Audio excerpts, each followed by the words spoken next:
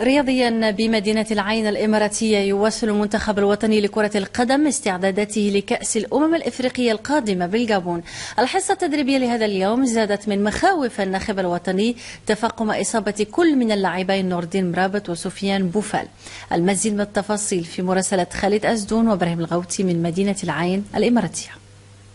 ملعب نادي العين الإماراتي كان شاهدا على واحدة من خرجات الناخب الوطني هيرفي رينار. تساؤلات عديدة حول الاختيارات، وأولها ما هو منظوره للأمور في ظل المتغيرات الحالية. بالنسبة لي لا يوجد مشكل.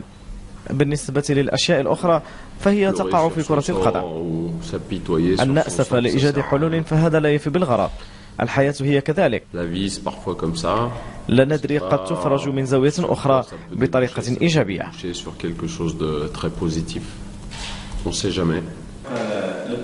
في إجاباته على أسئلة الصحفيين بدا رينار تارة واثقا وتارة متعبا ومتعجبا، وعلى أرضية ميدان التدريب مفكرا، فهل هو ندم على إبعاد أسماء كانت مرشحة بقوة؟ أنا لم أبعد أحدا، أنا قمت باختيارات. حينما نختار علينا أن نتحمل مسؤولية ذلك. هناك عناصر غادرت وهناك من سيعوضها. الإعلاميون يتحدثون عن الغيابات، وأنا أركز على من هو حاضر. هل تنتهي متاعب الطاقم الطبي بعدما تأكد غياب بالهندة وطنان؟ مرابط وبوفال يغيبان عن هذه الحصة بسبب الإصابة. أخبار تتحدث عن توجيه الدعوة لعمر القادري. قبل ذلك هل تتأثر النخبة بهذه الغيابات المفاجئة؟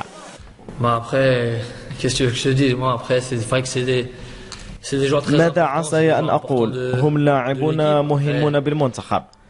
نحن نركز على روح المجموعة.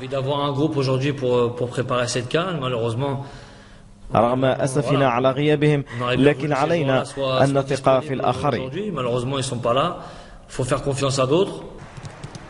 الثقة ربما هو أكثر ما يحتاجه المنتخب الآن.